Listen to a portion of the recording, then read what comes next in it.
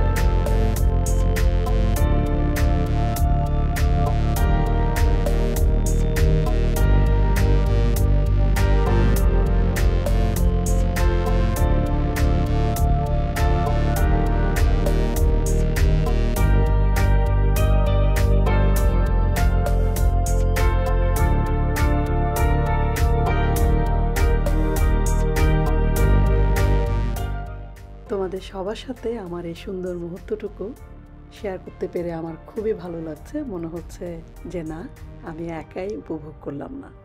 অনেক ভালো থেকো, অনেক নিরাপদে থেকো।